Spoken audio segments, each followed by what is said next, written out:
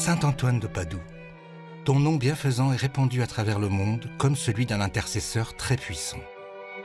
Pour beaucoup, tu es celui qui aide à retrouver les objets que l'on a perdus, sans soupçonner que tu fus et que tu es bien plus que cela, et notamment le docteur évangélique de l'Église. Tes statues sont dans toutes les églises de France et l'on te rencontre partout. Permets-moi, ô Saint Antoine, de m'approcher de toi et de raconter ton histoire avec l'aide de ceux qui te connaissent et qui, le plus souvent, t'aiment. Or, pour décrire ton passage terrestre, il faut voyager, car toi-même fus un infatigable marcheur qui parcourut les routes sans presque jamais s'arrêter. Aujourd'hui, on marche beaucoup moins qu'il y a 800 ans, à l'époque où tu es né. Notre première destination est Lisbonne, où tu vins au monde entre 1191 et 1195.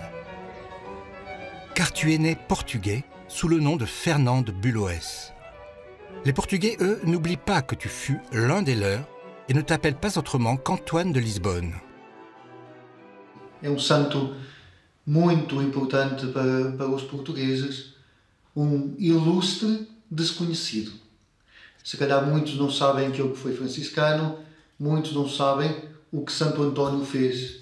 Em Portugal é muito conhecido como o santo casamenteiro, o santo que ajuda as mulheres a encontrarem o marido, o santo das coisas perdidas, mas a paixão de Santo António pelo Evangelho, o amor de Santo António, o grande conhecimento, a grande inteligência de Santo António e ao mesmo tempo a grande simplicidade, tantas coisas de Santo António que em Portugal não são conhecidas. Para mim é fundamental esta parte para conhecer o verdadeiro António. Eu acho que esta dimensão universal de António é uma característica mais do que italiana, ou é algo da sua naturalidade aqui portuguesa. Portugal, ou os portugueses, são um povo aberto ao mundo. De navegantes sempre viajaram e António sempre foi jovem que nunca ficou instalado num lugar, acomodado. Tu ne reconnaîtrais pas la ville où tu as grandi, dont ne reste que l'austère cathédrale qui était neuve de ton temps, construite après la reconquête sur les morts. C'est pourtant à l'école de cette cathédrale que tu as entamé ton parcours intellectuel et spirituel, placé là par tes parents, de petits aristocrates dont la maison n'est qu'à quelques pas. À l'emplacement de cette maison, on a construit une église et un musée que visitent des milliers de personnes chaque année.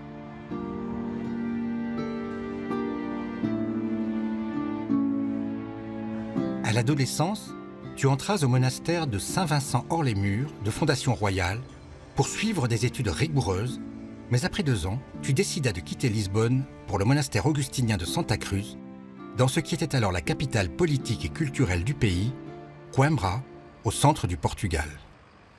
Tu laissas derrière toi pour toujours parents et amis et fus ordonné prêtre.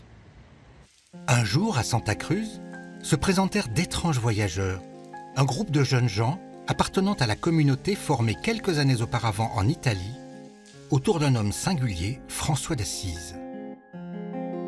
Ils étaient en chemin pour aller prêcher l'Évangile dans le Maroc musulman. Ils s'installèrent dans un pauvre ermitage, devenu aujourd'hui une belle église.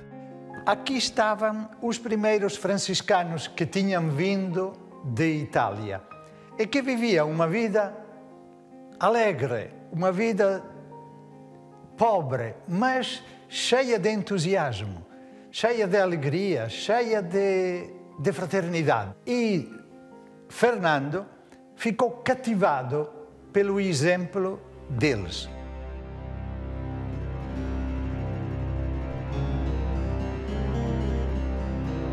Là-dessus, les franciscains partent au Maroc et au bout de 18 mois se font massacrer. Et donc le consul du Portugal fait rapatrier leurs reliques et c'est ça le vrai déclenchement de la vocation d'Antoine.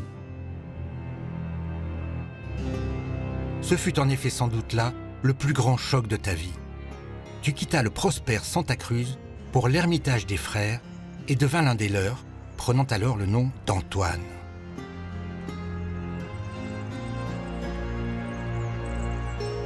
É lugar, se quisermos, foi aqui que nasceu António, porque foi aqui que ele deixou de ser Fernando de Bulhões, monge agostiniano, e passou a ser António franciscano. Aussitôt, il décide de partir lui-même au Maroc. Il rentre chez les franciscains pour aller au Maroc. Et alors, c'est là où les choses se compliquent. Il prend le bateau, il va au Maroc et il tombe malade, aussitôt arrivé. À tel point que ses compagnons, voyant que son état empire, décident de le renvoyer à Lisbonne. On le met sur un bateau. Alors là, une histoire invraisemblable. Le bateau passe Gibraltar et tombe sur une tempête. Alors, aussi invraisemblable que cela paraisse, le bateau s'échoue en Sicile.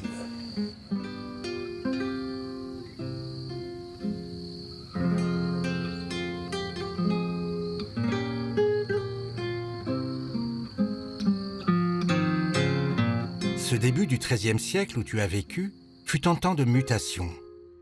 L'ardeur avec laquelle tu désiras le martyre n'était pas sans rapport avec de profondes aspirations spirituelles dans tout l'Occident. Ce qui fait le succès de l'expérience franciscaine à partir des années 1208, 1210 et dans la décennie 1210, je pense que bien plus que la recherche du martyr, c'est ce modèle. Je plaque tout et je m'investis dans le vivre l'Évangile parce que ça correspond à ce que j'ai envie de faire. Et ça correspond à des aspirations qui sont les aspirations de laïcs et notamment de jeunes qui n'ont pas envie de faire comme papa, comme ceux qui sont au pouvoir. Et en ce sens, ça a une dimension révolutionnaire très nette. Et donc le pape Innocent III, dans un premier temps, n'est pas très chaud pour l'approuver. Un des cardinaux lui dit, très Saint-Père, si vous condamnez les gens qui prêchent l'Évangile, vous sciez la branche sur laquelle nous sommes assis. Voyez, car l'Église n'a pas d'autre sens que d'annoncer l'Évangile. C'est une revendication en partie populaire pour que les clercs se conforment au discours qu'ils tiennent. Et la papauté, un certain nombre de papes ont eu l'intelligence de saisir la puissance de ce mouvement et de le canaliser au service d'une réforme de l'Église. En quelque sorte, si vous voulez, l'Église est prise à son propre jeu. Elle prêche un message qui finit par l'interpeller par le biais en particulier de ses fidèles. L'élan franciscain que tu rejoignis à 25 ans était alors animé par de très jeunes gens. Dans l'histoire de l'Église, et peut-être dans l'histoire de la société en général, qu'est-ce qui bouge? C'est la jeunesse. Ce n'est pas les vieux qui changent quelque chose. Voyez, c'est la jeunesse. On fait quelque chose ensemble parce qu'on est jeunes. Et je crois qu'il ne faut pas s'étonner du tout. Bien avant François d'Assise et avant Antoine de Padoue, ce sont des jeunes aussi qui ont fait vibrer l'Église. É típico dos jovens ter fogo interior, o entusiasmo, o desejo de mudar o mundo. Mas depois, com o tempo, ele viu que era necessário que este desejo se adequasse às circunstâncias da vida. É importante também fazermos com equilíbrio a integração do anúncio do Evangelho, que é sempre radical, mas com as próprias circunstâncias da vida. Ces circonstances, pour l'heure, c'est la Sicile où tu as échoué. Tu y es accueilli par une petite communauté de frères de François. Ils t'apprennent qu'un chapitre général des frères se tiendra à la Pentecôte, à Assise, à 600 km au nord. Tu entreprends alors ce nouveau voyage. On sait que tu as vu François alors, mais il est peu probable que tu lui aies parlé, humble frère parmi les milliers qui sont là. Il est certain par contre que tu as croisé une petite communauté de Romagne, plus au nord, qui cherchait un frère prêtre pour célébrer l'Eucharistie. Et te voilà parti pour le paisible ermitage de Monte Paolo avec sa grotte. Là, il vit la vie franciscaine. Il ne fait pas état de sa connaissance exceptionnelle. Il vit comme un frère, il fait la cuisine, il prêche à son tour par quelques mots, il donne des bons conseils, voilà. Antonio ricomprende il senso della sua vita, cioè quindi in questo luogo di silenzio. E io dico sempre, penso che Antonio, dove si dice che viveva in una caverna, che deve comprendere il senso della sua vita dopo i fallimenti precedenti. Aveva una carriera ecclesiastica che rifiuta, ha un sogno di martirio che non riesce a conseguire. Si ritrova ad Assisi in quella grande Bailam di 5.000 frati. È una persona che deve ricomporsi in unità, in frammenti, ecco, di queste esperienze. Cioè è un uomo che nell'annuncio della parola ritrova il senso della sua vita, che diventa una passione ecclesiale.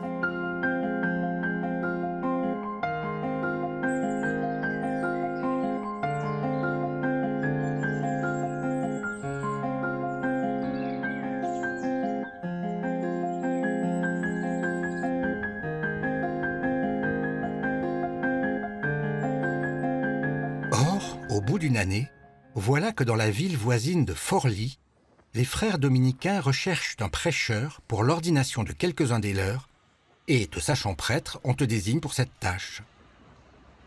L'effet de sa prédication est tellement extraordinaire, on se rend compte que le pouvoir de sa parole, c'est-à-dire la capacité qu'il a, à travers la connaissance qu'il a de la Bible, d'adapter sa parole à l'attente des gens, est si extraordinaire, c'est un don en quelque sorte. Tout d'un coup, on se rend compte qu'il ne faut pas le laisser vivre dans son ermitage, mais qu'il faut lui demander de prêcher. On a découvert à un moment donné ses dons de prédicateur, et ensuite donc il va passer le reste de sa vie, c'est-à-dire une dizaine d'années de sa vie, à circuler, à prêcher. Te voilà devenu prédicateur itinérant au service de la parole de Dieu. Prêcher n'est pas une tâche anodine dans des années où l'Église est confrontée à ce que l'on désigne par hérésie.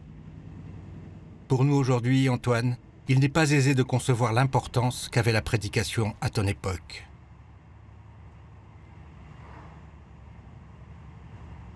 C'est leur vie et la façon dont ils vivent qui légitime leur prise de parole. On ne peut pas dissocier la vie pauvre et le fait de renoncer à tout, au bien, au pouvoir, de la prise de parole. Parce que chez ces hommes et ces femmes, il y a cette idée que c'est là, justement, la sainteté de leur vie qui légitime leur prise de parole. Quand vous êtes dans des villages ou dans des villes, que vous voyez arriver un homme qui va aller marchand ou à dos de mule, qui vit simplement, qui prône la pauvreté, qui parle bien, l'adhésion des populations peut se comprendre assez aisément. À l'époque, il n'y a pas la télévision, il n'y a pas Twitter, il n'y a pas Facebook, il n'y a pas la radio non plus, il n'y a rien. Le sermon, c'est la source de divertissement, au fond. C'est pas seul, certes, il y a une leçon morale, mais en même temps, il y a des belles histoires, il y a des émotions. On vit des choses, on est dans des sociétés sans spectacle. Donc la prédication est le premier spectacle. Il faut les comparer à des artistes. Il y a ce côté, cet art de l'improvisation, cet art de comment captiver un public, comment trouver le bon thème au bon moment. Il y a ces capacités d'improvisation qui sont très très importantes dans le sermon. Tu formes avec François une sorte de couple, et beaucoup de choses semblent vous opposer, ne serait-ce que parce qu'il se disait ignorant, et que de ton côté, tu possédais la culture la plus aiguisée de ton époque. Les deux vedettes, les deux stars du début de l'ordre, François et Antoine, sont aux deux antipodes du développement culturel. Si on considère la première fraternité, il y a des gens de toutes origines, et en particulier de tout niveau culturel. Mais à côté de ça, du moment où on commence à entendre parler de cette communauté de pénitents d'Assise, où ça commence à prendre de l'ampleur, viennent vers la fraternité des clercs qui avaient reçu dans d'autres institutions religieuses une formation de très haut niveau. Je ne suis pas sûr, moi, qu'il y aurait eu autant d'intellectuels qui auraient rejoint le mouvement, je veux dire, s'il n'y avait pas eu dès le départ de la part de François, ce désir d'accepter un contrôle qui ne soit pas uniquement une espèce d'autocontrôle, mais un contrôle de la part de l'Église. Je pense qu'il a été très heureux de voir que de grands intellectuels le rejoignaient, parce qu'il voyait très bien que c'était des instruments fabuleux au service de la mission qu'il s'était donnée et que ces gens partageaient désormais avec lui. Ce sont des hommes qui ont des instruments intellectuels et culturels différents, mais qui poursuivent bel et bien le même but, qu'ils sont absolument d'accord sur les buts à poursuivre, c'est-à-dire vivre l'Évangile et le transmettre au plus grand nombre. Mais il est évident que ces très grands lettrés, qui rejoignent ce qui va devenir l'ordre des frères mineurs, vont lui donner des développements inattendus. Il est déjà, avec quelques années d'avance, ce que va devenir l'ordre franciscain.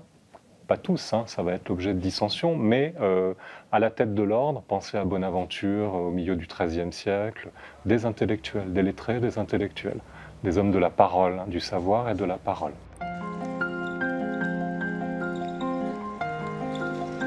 Après la révélation de ton génie de la prédication à Forlì, tu t'es mise en route pour prêcher et convaincre, notamment incrédules et hérétiques. Tes pérégrinations ne cesseront plus désormais. Tu parcours les villes d'Italie du Nord, comme Rimini, où devant le manque d'intérêt des habitants, tu prêches devant les poissons de la rivière et de la mer qui sortent à la tête de l'eau pour écouter ta parole. Un petit monument et un petit temple en conservent la mémoire.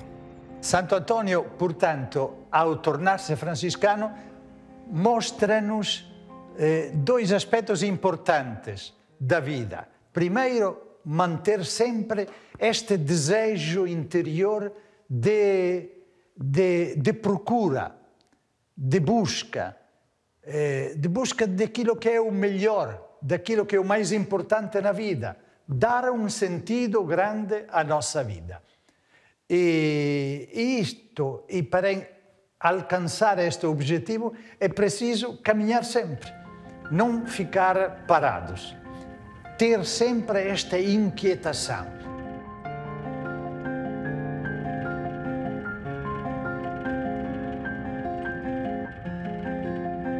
En 2022, Antoine, tu as une actualité scientifique. La Bibliothèque nationale vient en effet d'acquérir un manuscrit de ton temps qui avait été mis en vente et dont Jacques Dallarin avait tout de suite pressenti l'importance. Il s'agit d'un ensemble comportant une vie inédite de saint François, la vie retrouvée, écrite peu après ta mort, mais aussi des notes prises par des étudiants au cours de prédications parisiennes. Une équipe de savants a travaillé 7 années durant pour déchiffrer ce manuscrit et en tirer les leçons. Un manuscrit qui est quelquefois très abîmé, voilà, ça c'est typique. Ici on a pu écrire qu'à l'intérieur de parchemin qui est un rebut certainement. Hein. Mais c'est toujours extrêmement émouvant de revoir l'original. Vous savez que les gens du XIIIe ont écrit là-dessus. Vous communiez avec eux quand vous avez ça, que vous tournez les pages. C'est extraordinaire, c'est unique. Il y avait là-dedans, en effet, la copie de la vie de François d'Assise qui était perdue jusque-là. Donc la deuxième, écrite par le grand hagiographe de François, qui est Thomas de Celano. Nous sommes, je dirais à coup sûr, dans la production d'une communauté franciscaine, des disciples de saint François, et il y a là-dedans justement quelques textes d'Antoine de Padoue, et il cite François comme justement un modèle à suivre dont la parole a une valeur sacrée en quelque sorte. Vous voyez, c'est un peu à mémoriser comme une règle de vie. Et ce simple fait montre que, contrairement à ce que les historiens avaient longtemps pensé, il y a une véritable communication entre les deux hommes, bien sûr un respect mutuel, mais en même temps, il n'y a pas cette double voix qu'on imaginait, puisque au fond, Antoine, dans sa prédication, semble bien se faire l'interprète de la vision de François à travers une parole de François qu'il cite.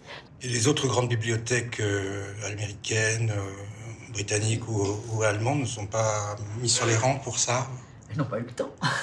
Nous avons été les meilleurs, car nous avons immédiatement pris contact avec la Bibliothèque nationale, qui a fait le nécessaire pour acquérir ce trésor. Alors c'est vrai qu'on imagine volontiers qu'ils avaient ça comme ça dans une poche, et qu'ils le portaient au cou.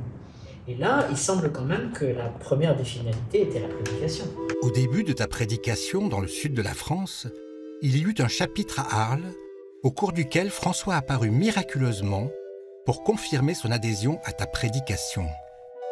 La biographie de François redécouverte apporte des précisions importantes, notamment parce que l'auteur précise qu'il tient ce récit de l'apparition de ta bouche même. Et là, ça devient très intéressant parce que cette glorification de François est donc le fait d'Antoine. L'épisode de la vie retrouvée, dans lequel Thomas dévoile donc le nom de son informateur, Antoine de Padoue, est la preuve absolue qu'Antoine de Padoue a bel et bien parlé de François, puisque c'est lui qui a raconté un des épisodes les plus fameux de la vie de François d'Assise, cet épisode du chapitre d'Arles. Et au fond, un épisode qui n'était pas tellement à la gloire d'Antoine, mais totalement à la gloire de François. Après l'Italie, on t'envoya dans le sud de la France. Tu passas par Arles donc, Montpellier, Béziers, Carcassonne, Toulouse, Le Puy, Châteauroux ou Bourges.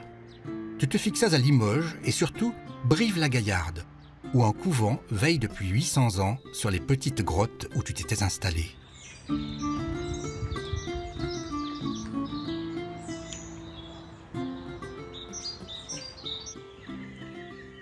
Ce matin, nous allons découvrir la vie de Saint-Antoine. Bon, ce ne sera pas évidemment exhaustif parce que c'est quand même assez vaste. Nous avons ce que nous appelons les sources antoniennes qui sont internes à l'ordre franciscain. Alors nous avons la plus ancienne, c'est ce qu'on appelle l'assidua. C'est le mot latin, c'est le premier mot du livre, assidu à l'étude de la parole de Dieu. Donc l'assidua a été écrite en 1232, c'est-à-dire la même année que la canonisation de Saint-Antoine de Padoue. Nous avons une autre source franciscaine, c'est celle du frère Jean Rigaud. Jean Rigaud était un frère franciscain limougeot, et de Limoges. Alors lui, sa biographie date plutôt de la fin du XIIIe siècle, début du XIVe siècle. C'est la source principale pour connaître un petit peu ce que Saint-Antoine a pu vivre en 1226-1227 à Limousin. En 1226, donc il arrive en Limousin. On sait qu'il est allé au sanctuaire de Rocamadour et les gens d'ici lui ont indiqué ces cavités rocheuses où il a trouvé son bonheur pour la prière, la contemplation et l'étude de la Bible, de la parole de Dieu qui était sa passion. Il avait été nommé responsable, custode, gardien des frères qui se trouvaient en Limousin. Et il a prêché avec l'aval de Saint François d'Assise qui lui envoie un billet, un petit mot, mais qui lui dit, voilà, il est bien que tu enseignes la sainte théologie aux frères, mais fais attention que cela n'éteigne pas en toi l'esprit de prière, l'esprit d'oraison et de dévotion. Parce que Saint François ne voulait pas que le savoir, que l'érudition soit un moyen d'écraser les autres, soit un pouvoir. Parmi les plus belles pièces du musée de Cluny, vous avez un quadrilobe en émail provenant du Limousin et représentant François avec un séraphin au-dessus de lui. Et on est, je sais pas, dans les années 1250. Et j'ai toujours vu là, vous voyez, la trace quelque part de la présence d'Antoine, du passage d'Antoine. Le père Bertazzo a trouvé une autre trace probable de ton passage en France sur le portail central de la cathédrale de Bourges où tu avais prêché. Parmi les bienheureux, on voit un moine près d'un roi.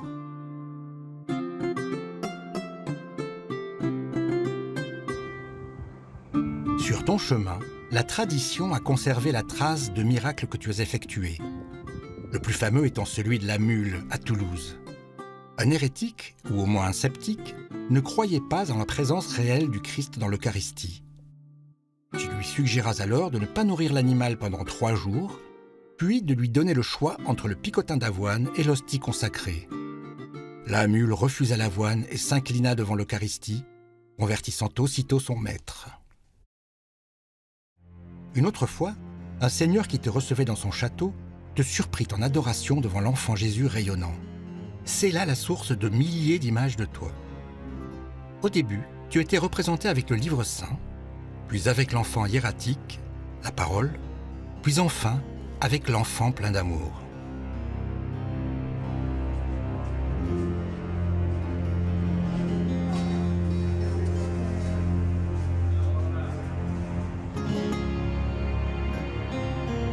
Après ton séjour en France, une nouvelle page s'ouvrit dans ton existence itinérante. L'ordre te rappela pour diriger la province d'Italie du Nord. François venait de mourir et son procès de canonisation était en bonne voie. Ton activité principale était les sermons que tu faisais un peu partout. Tu as pris soin d'en mettre par écrit après coup la trame et les arguments, comme autant de manuels ou de boîtes à outils pour les autres frères. Mais il nous manquera toujours la réalité de ce que tu prononçais et de ce qui émouvait à ce point les foules. De nos jours, il est difficile de comprendre le succès des prédicateurs de ton époque.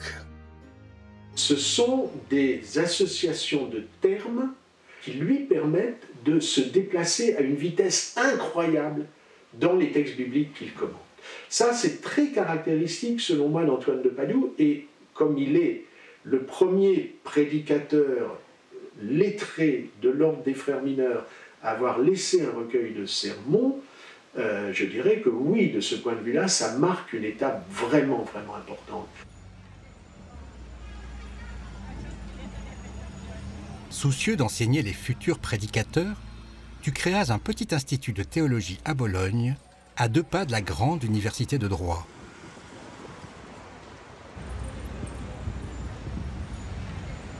Au cœur de ta prédication, il y a cette invitation à la conversion. On prend appui sur la prédication de Jean-Baptiste, donc qui annonce la vie publique du Christ, et prédication qui est rapportée par les évangélistes en insistant sur la formule « Convertissez-vous et faites pénitence ». Mais conversion veut dire, au sens propre du terme, rentrer en soi, se retourner vers soi et ensuite donc faites pénitence, donc changer de comportement, qu'on appelle en grec la métanoïa, c'est donc rentrer en soi et comprendre que on peut mieux faire, si je peux dire, et à partir de là donc se mettre à modifier ses comportements pour être plus proche de ce que l'on a compris du message évangélique. Du moment où ils se convertissent, ils n'arrêtent plus de se convertir. C'est-à-dire, ils ne basculent pas dans le post-conversion, ils basculent dans la conversion permanente, la remise en cause permanente. À la fin de sa vie, François dit « Mais qu'est-ce qu'on a fait? On n'a rien fait. Il faudrait tout recommencer au départ. C'est nul. » Voilà. On ne se satisfait pas de l'immobilité. Donc il y a un mouvement des personnes, il y a un mouvement des biens, il y a un mouvement des idées, et il y a un mouvement d'amour. François d'Assise, son Dieu est le Dieu trinitaire. Et c'est quoi la Trinité? C'est une circulation. C'est une circulation d'amour entre les 3 personnes.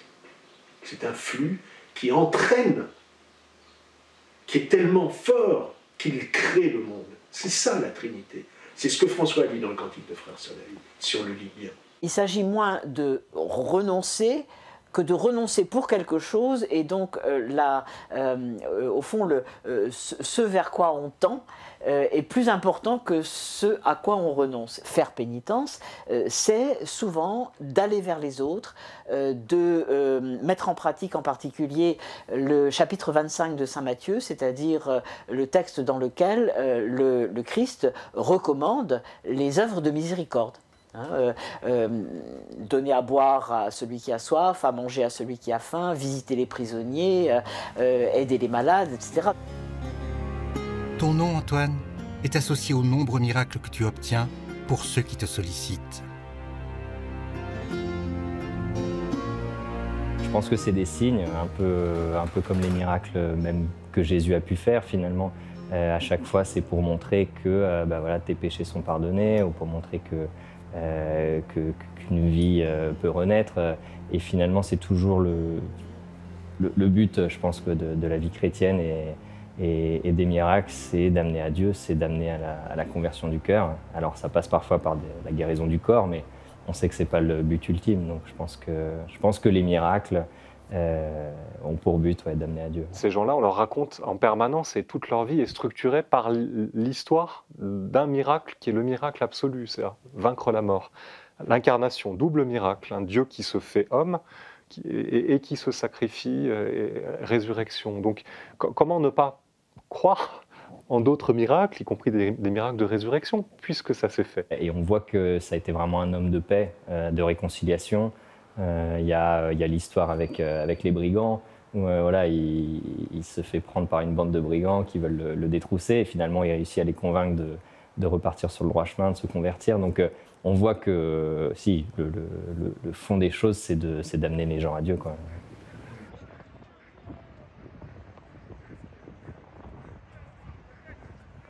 J'en viens à Antoine de Padoue. Pourquoi Antoine de Padoue?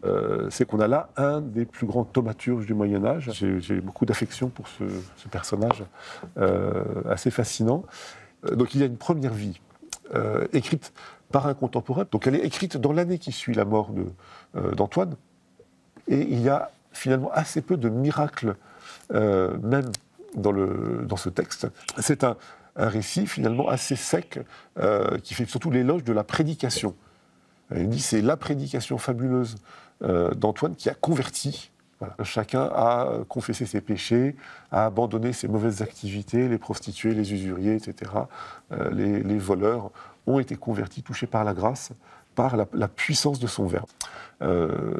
Donc c'est des sermons assez typiques de la fin du XIIe siècle, qui sont jolis, mais il n'y a rien d'extraordinaire. Ce qui montre bien que la puissance d'Antoine de Padoue passe par son verbe, par sa présence physique. C'est ce que nous appelons, de façon assez commune, on dit le charisme. C'est forcément sa présence qui a suscité quelque chose. C'est pas le seul fait d'avoir été le premier franciscain qui fait des sermons bien écrits, n'est pas suffisant comme critère pour devenir un si grand saint.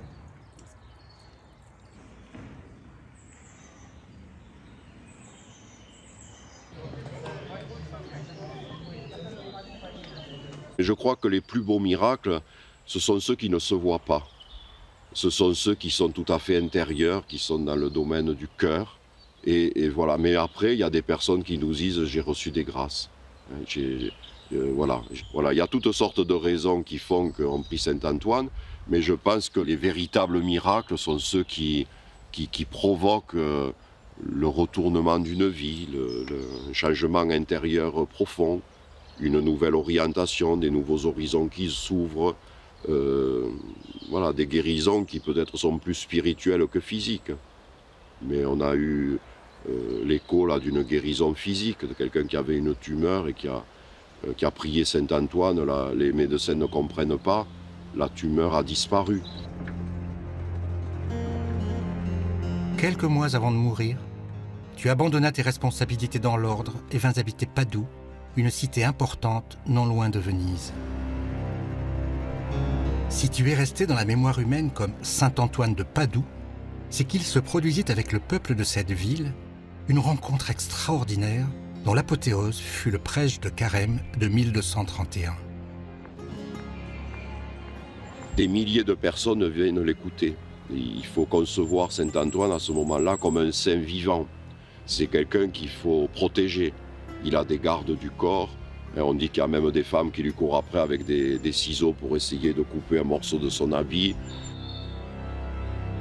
Un tel succès que très vite, dès le 2 ou 3e prédication sur les 40 jours, on quitte les églises et on va l'entendre dans une prairie, en dehors de la ville.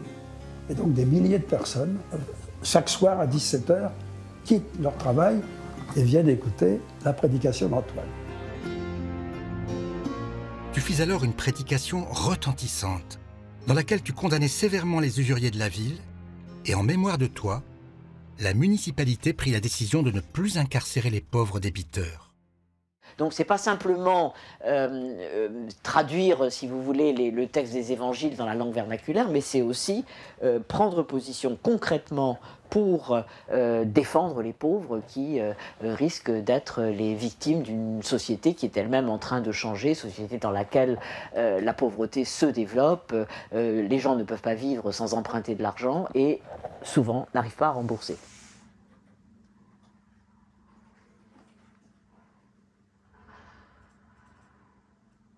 On pourrait dire que Pars, d'un côté, c'est aussi l'un des promoteurs d'un espèce de franciscanisme social ou de catholicisme social.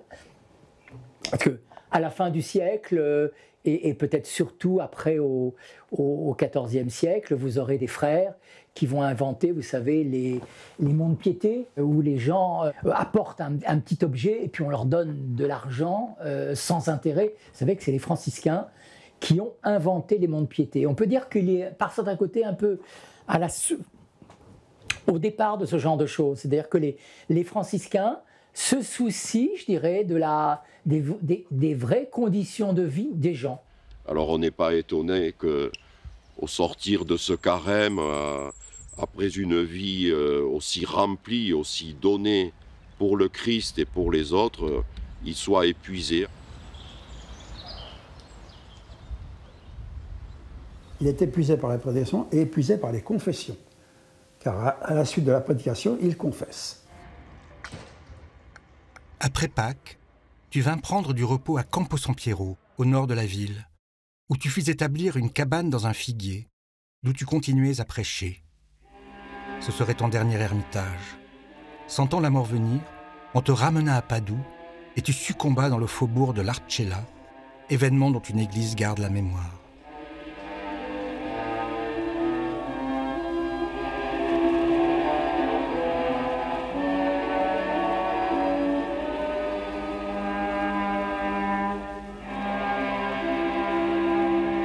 À Padoue, on ne tarderait pas à élever une somptueuse basilique pour conserver les reliques de celui qu'on n'appellerait plus que le saint.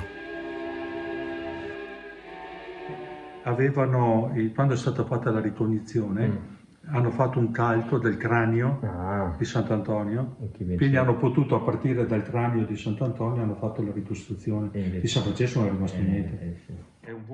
Au cours des années 80, à l'occasion de l'exhumation de tes restes mortels, les scientifiques menèrent des analyses et procédèrent même à ta reconstitution faciale. No, non si assomigliano molto, però tieni conto che questa è 18 e questa è una ricostruzione che è stata fatta, però è molto più simile a questo che non... Vi o seu corpo quando foi aberto o túmulo, depois de séculos, desde 1263 foi reaberto em 1981.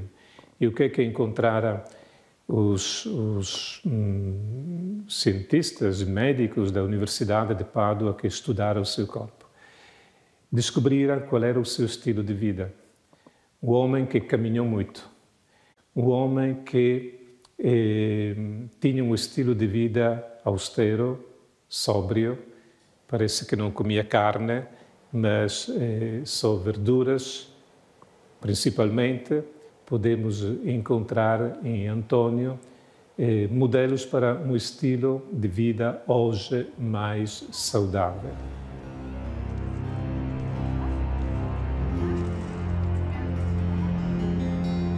Et aussitôt, une délégation est envoyée à Rome pour obtenir sa canonisation. Il ne faudra que 11 mois à l'enquête de canonisation et au pape Grégoire IX pour t'établir dans le sanctorat universel. Tu ne cesseras plus, dès lors, d'être l'un des plus puissants intercesseurs de la foi chrétienne. Alors les miracles d'Antoine vont aller en s'enflant de plus en plus jusqu'à ce qu'ils soient en quelque sorte recouverts, oubliés par ce flot miraculeux. Je suis convaincu qu'il y a une continuité entre l'Antoine vivant et l'Antoine de la mémoire. C'est la voix d'Antoine qui ne se tarit pas, qui continue par un flot de prodiges. Sa parole elle-même était miraculeuse.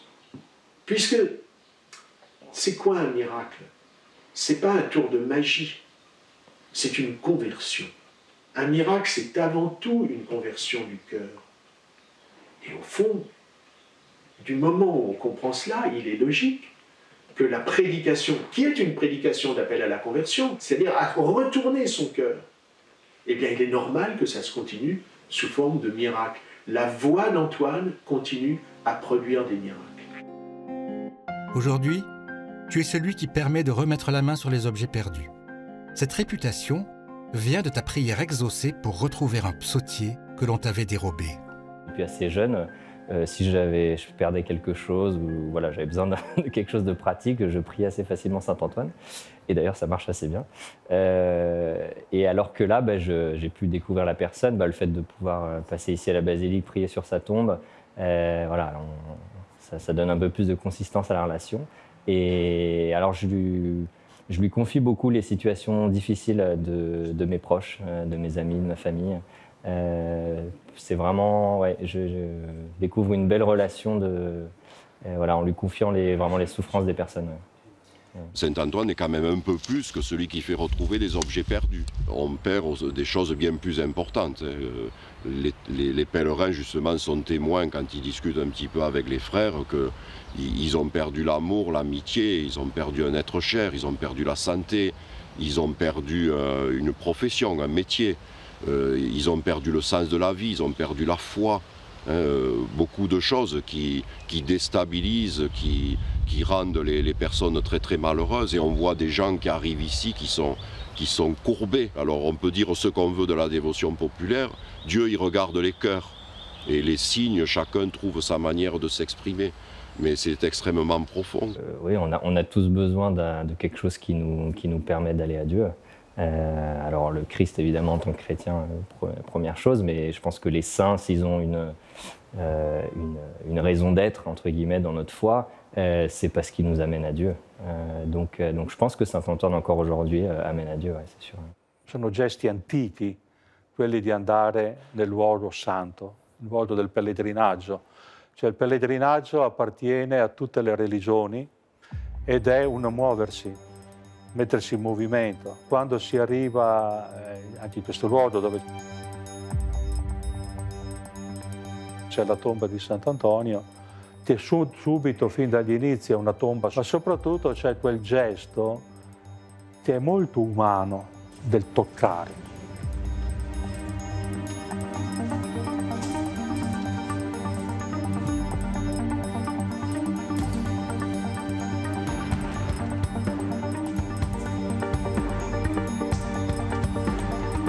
Il toccare è sempre un trasmettere un sentimento.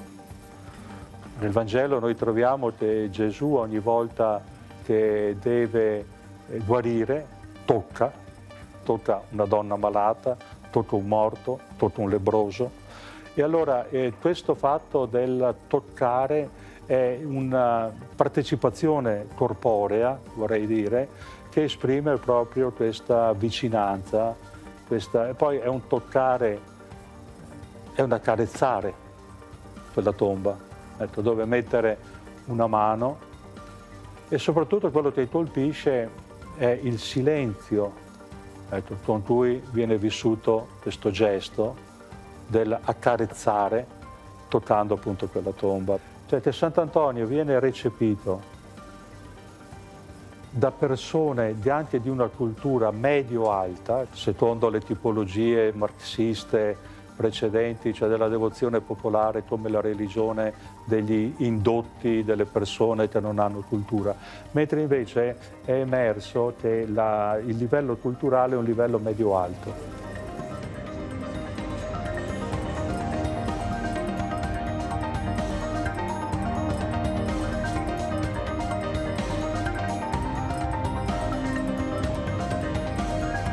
E dove la figura di Antonio è percepita come una figura affettivamente presente nell'universo simbolico e nell'universo affettivo della persona.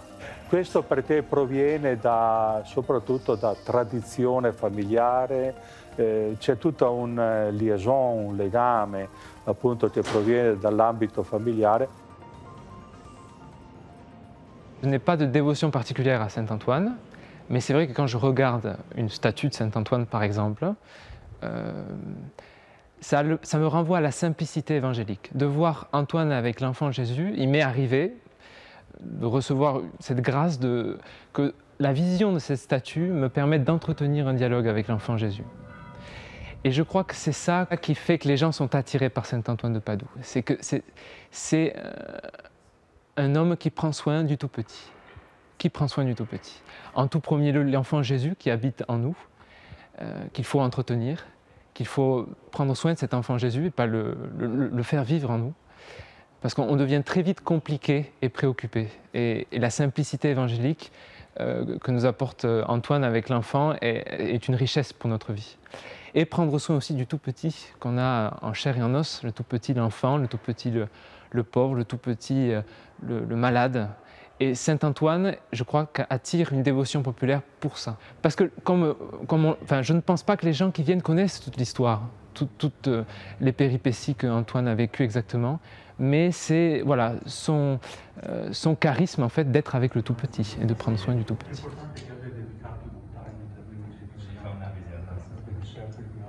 Slogan, la parola d'ordine con cui nel 1995 si è voluto celebrare il centenario della nascita di Sant'Antonio era proprio Vangelo e carità. Quindi il libro del Vangelo su cui Antonio ha fondato la sua scienza e la sua passione è la carità nel segno del pane, un segno che peraltro nasce proprio in Francia, a Tolone, appunto dove nella seconda metà dell'Ottocento c'è questa attività caritativa legata al terzo ordine francescano, soprattutto dei Cappuccini, che distribuisce il pane.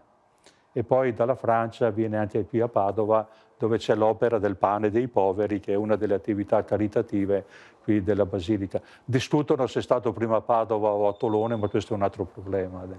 Moi, quand je vois des personnes qui ont fait des milliers de kilomètres pour venir ici, j'ai rencontré des personnes qui m'ont dit, vous savez frère, nous ne sommes pas très riches, mais on a fait des économies toute notre vie pour aller à Lisbonne, pour aller sur les pas de Saint-Antoine au Portugal, pour venir à Brive et ensuite pour aller à Padoue. Parce que pour nous, Saint-Antoine, c'est quelqu'un. C'est quelqu'un. Il ne le situe pas au-dessus de Dieu, mais c'est quelqu'un. Donc quand ils disent c'est quelqu'un, c'est-à-dire qu'il fait partie de la famille. C'est un ami, c'est un compagnon, c'est un modèle. Il a quelque chose à nous dire, à toutes les générations aujourd'hui. Voilà. É muito atual pela radicalidade e pela coragem de vida. Esta vida franciscana é uma novidade que devo abraçar e tive a coragem de mudar. E acho que Santo António pode dar uma palavra à nossa igreja que tem necessidade de mudança.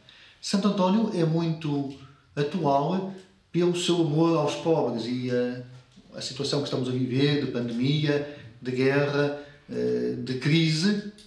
Santo António é atual porque diante da pobreza, diante da miséria, ele indica Cristo e Cristo é a resposta hoje. E acho que Santo António também é muito atual pela coragem de António. Denuncia os horários, denuncia a exploração dos pobres, denuncia as desigualdades.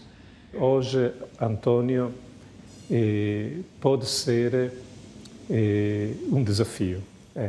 Traduzi-lo também como modelo de vida também para os jovens, para a juventude. Portugal prepara-se para acolher jovens de todo o mundo nesta terra e dar a conhecer também a sua dimensão missionária, quer dizer, uma igreja que sempre foi missionária. E, sobretudo, figuras de missionários que marcaram a vida de Portugal ao longo de tantos séculos. Um destes, e um dos primeiros, foi António. Eu acho que António pode ser um modelo para os jovens de hoje, jovens que, através do Erasmus, através da procura do trabalho e da facilidade também em viajar, descobri-lo como um modelo de alguém que tem um projeto de vida. Eu acho que também para os jovens hoje a procura de um mundo melhor, de uma justiça e também de uma vida mais de família, do mundo como família, eu acho que António pode ser uma proposta, um modelo.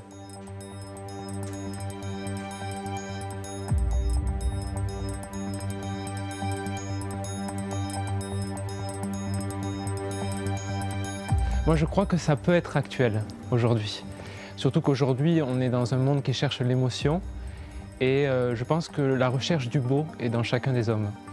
Donc si nous, les frères, nous sommes capables d'aller sur des places et de faire quelque chose de beau avec nos instruments de musique, avec de beaux textes et qui puissent parler aux gens, je pense qu'on peut réactualiser ces prédications populaires qu'Antoine a pu faire, peut-être avec justement avec l'inculturation que nous demande le XXIe siècle, c'est-à-dire qu'avec les paroles d'aujourd'hui et ce que les gens veulent, leur vocabulaire, quoi, voilà. Antoine de Padoue, de Lisbonne, de Coimbra, de Brive, la force qui t'a animé, transporté, guidé, qui t'a fait parcourir en haillons les routes d'Europe, a harangué les foules extatiques jusqu'à l'exténuation, celle qui met en mouvement vers toi des millions de gens chaque année, témoigne de la vie et de la jeunesse la plus essentielle. Puisse l'énergie et la paix qui émanent de toi ne jamais s'éteindre.